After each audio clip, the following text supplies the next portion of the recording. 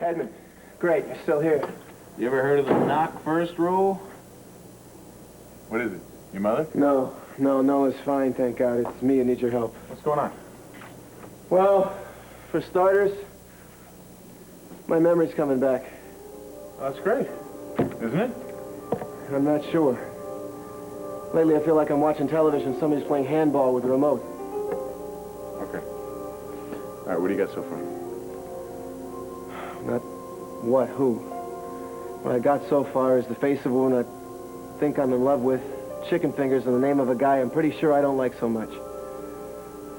See, that's why I need your help. Now that I got his name, if I can find him, maybe he can tell me who the hell I was all the time I wasn't Ted Orsini. I thought he might have been the guy that kidnapped me when I was a kid. No, you don't think so? Not unless he's a midget. According to what I remember, I'm his size. Even bigger.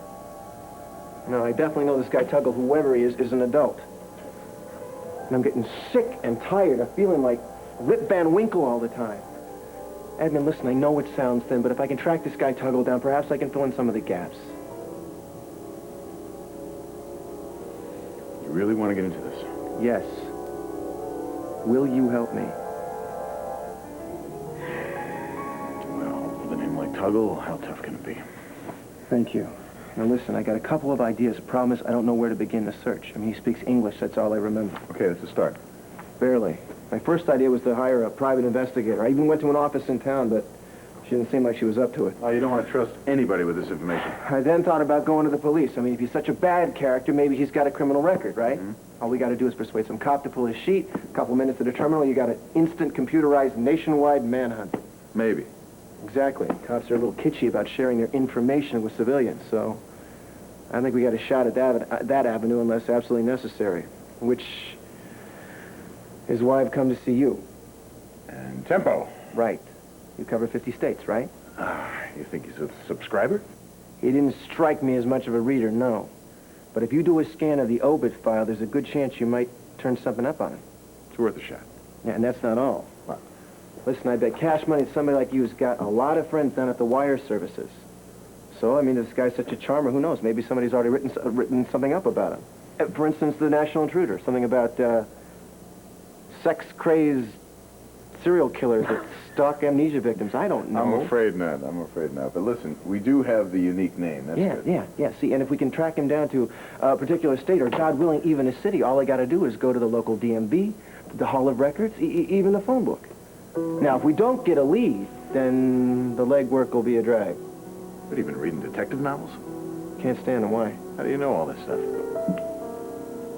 I don't know. Everybody knows this stuff. Look, at the risk of being rude, could we get cracking on this? It's your future. Yeah, Herb. Give me a research, please. It's open.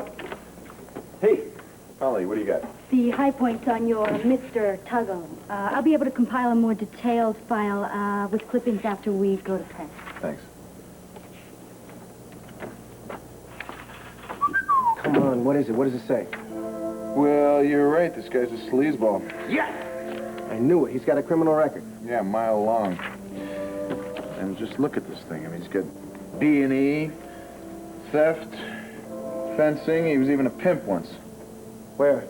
I'll name any state in the Eastern Seaboard. Including here? Mm-hmm. Yeah, he worked out of Center City, apparently. Here's one. Whoa, here's a nice one. He did some time for kidnapping. Does it say where he is now? Yeah. Sorry. He died December 10th, 1990. Damn it! Apparently fell off the Lockport Bridge into the Sycamore River. No, this can't be it. This can't be all there is. This can't be a dead end, Edmund. No pun intended. Whoa. Hold it. What does it say? Billy Clyde Tuggle's the man who killed Tad Martin.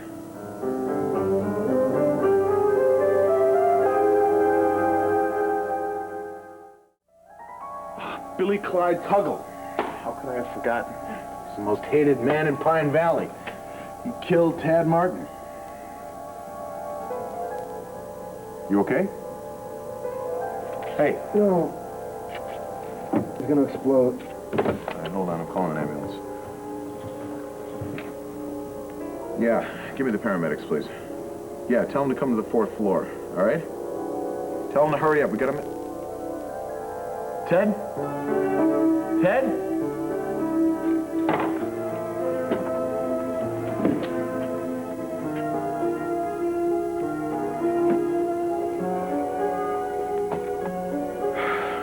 Yeah, cancel the paramedics. Thanks.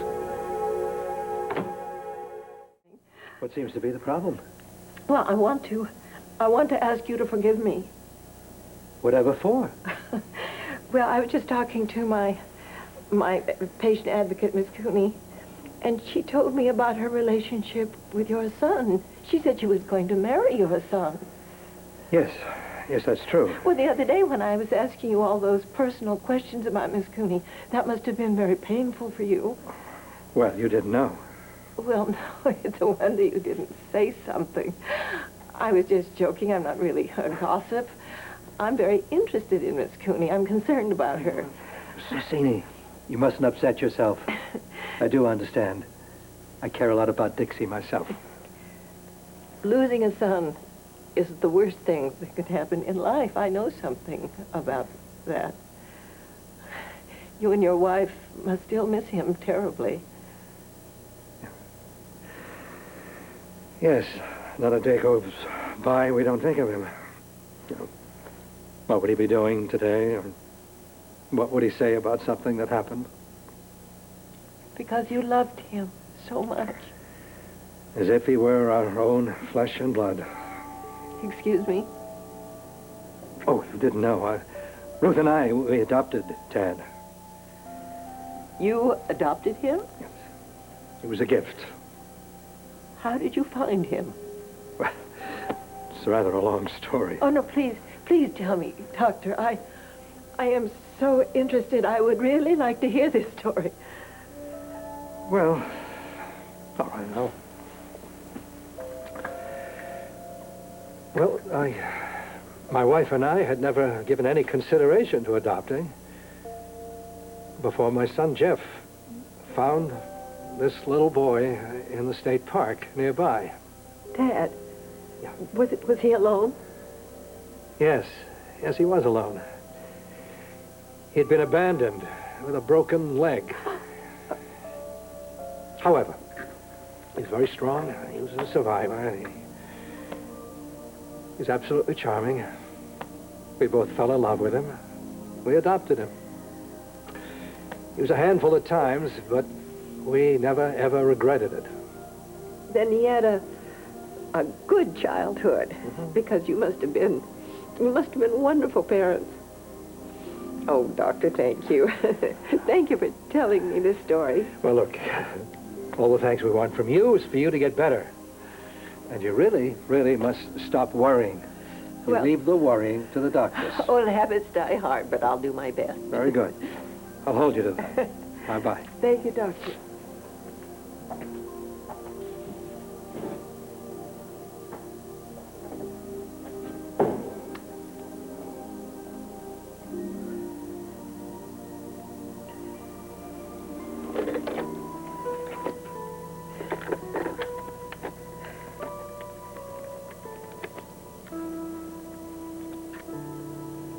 Yes, hello, yes. This is Mrs. Orsini. I'd like to talk to Ted Orsini. Please. No, right away. Oh, well, no, would you tell him that I have to reach him? Yes, right away.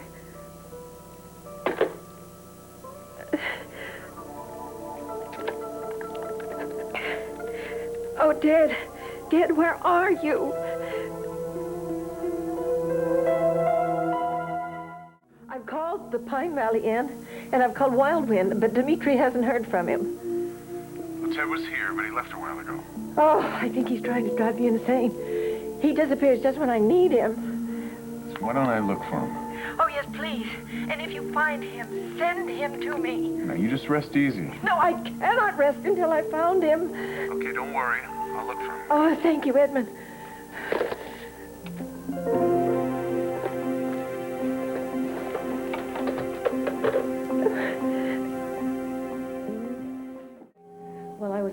alarmed. I heard you got a phone call and you rushed out of the office and you came straight to the hospital.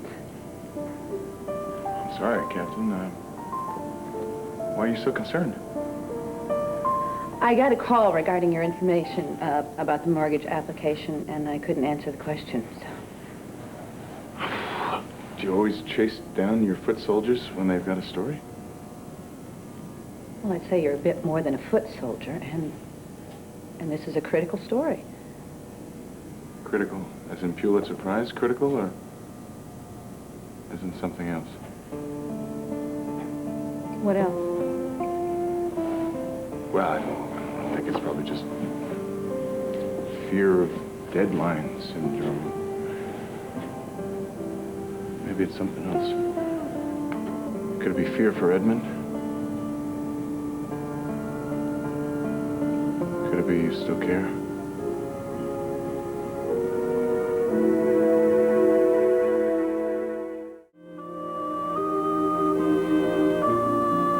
I care about the redlining article. I thought you did, too.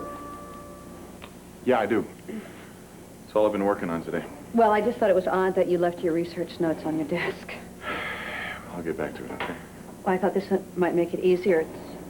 It's your notes, you know, if you want to work on it at home later tonight. Perfect. Thank you. Well, you didn't say, you know, why you rushed out of the office. Priorities. Priorities? Yeah, friendship. Oh. A friend of mine's mother may be dying. Oh. I had no idea. Who? No, it's okay. It's just Ted and Nola Orsini. They're business partners of Dimitri, and they've been staying at Wild Wind, and they're just wonderful people, and we became fast friends, and Nola just had a heart attack. I'm sorry. Yeah. Listen, you know how much this redlining article means to me. Look, I know you've given it 100%. I know. And I will give it 150 when I get back, okay? Any time that I lose here, I'll make up. Ted needs a friend right now. Isn't there any other family? No, they're strangers in this town. I mean, it's just a lousy situation. And, I think maybe I can help. I think it's wonderful that you're there for him. Yeah. Don't get any ideas. About? About one appearance in a chapel making me a saint.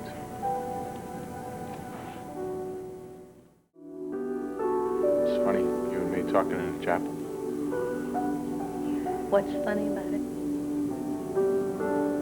These kind of places have feelings about them, you know? People come here asking for help, advice, you know, try to get in touch with a higher power or something. Yeah, that's the idea. They also come looking for redemption, you know. It's quite a concept, redemption, you know. You mess up, you're forgiven, you're redeemed.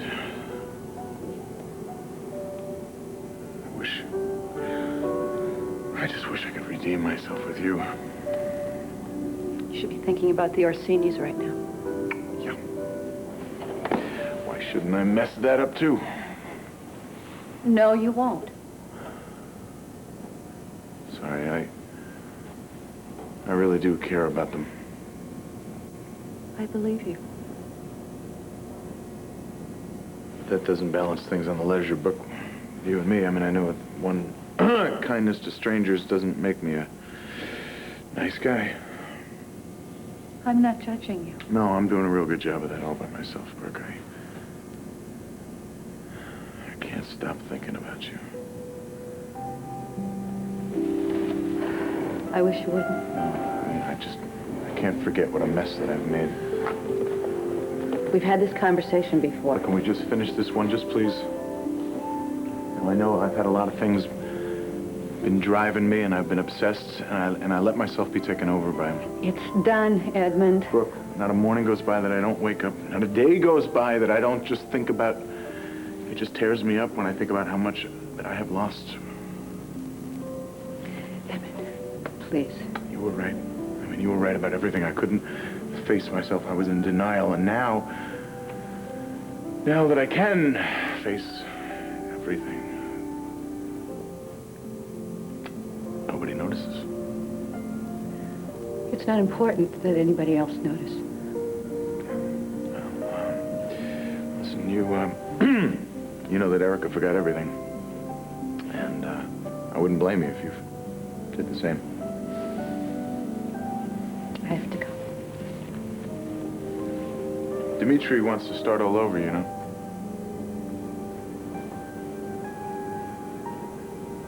I wish we could. I know we can't.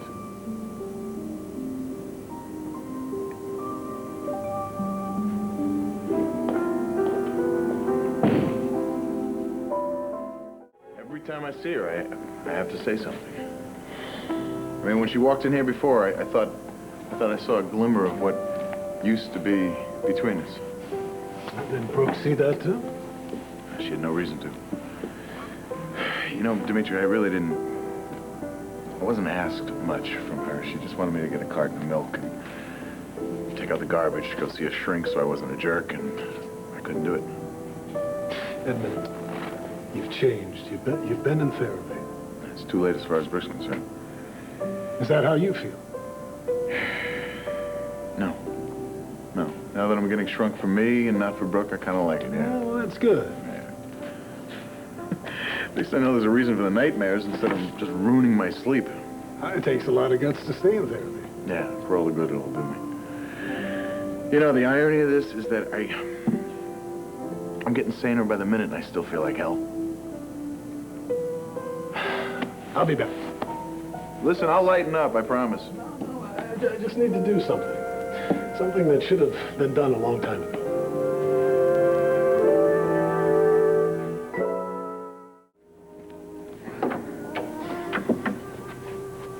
Dimitri, did something happen? No, I wanted to talk about Edmund. I suppose saying no to you would just postpone the inevitable. Thank you. Look, you realize I don't want to hear anything that you have to say about your brother. I do. But you won't keep it to yourself, right? Well, everyone accuses me of being stubborn, trying to run things. Sounds accurate. Look, sometimes it's necessary to step in and put things straight. What is this, the world according to Dimitri Marick? What are you going to set straight, me or Edmund? I have gotten to know my brother pretty well. I'm glad for you, Dimitri. I really am. I'm glad for both of Brooke, you. he can't stop thinking about you. He talks about you, wishes that he could have done things differently. And your name comes up in every conversation that we have. Well, why don't you just change the subject? He is turning himself inside out, doing everything that he can to change. He always thought that he could just wave a magic wand and everything would be better. No, wait a minute. You call entering open-ended, long-term therapy waving a wand? Therapy. Edmund, Yes, he's been seeing Dr. Tolan for a few weeks now. You didn't know?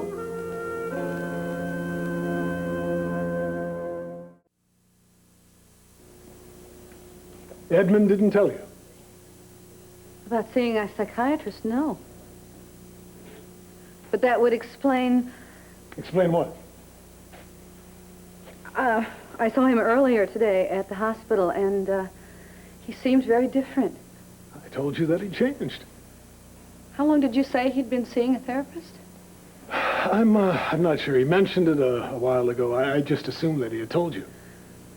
No, the only time Edmund ever talked to me about seeing a therapist was when he was trying to score points with me, when he was trying to get me to back off. And you were not impressed.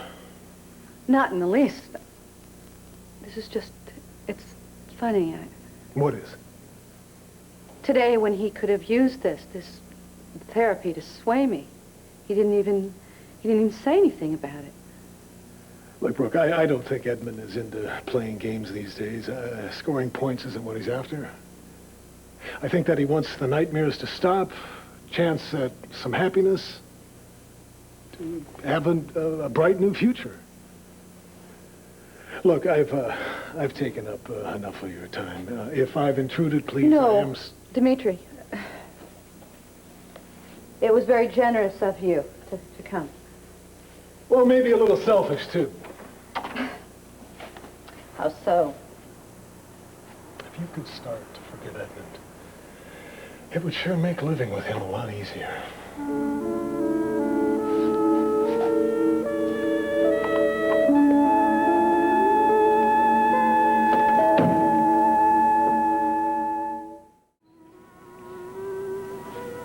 Ted?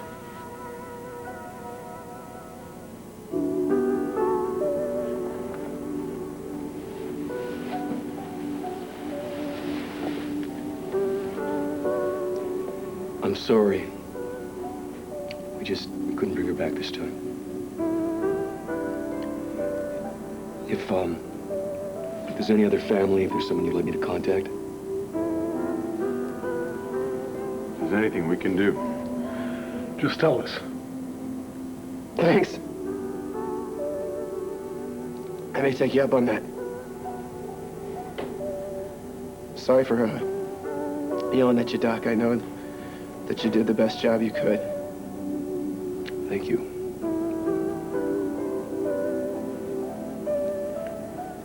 If you'll excuse me, I think I'd like to be alone. Right.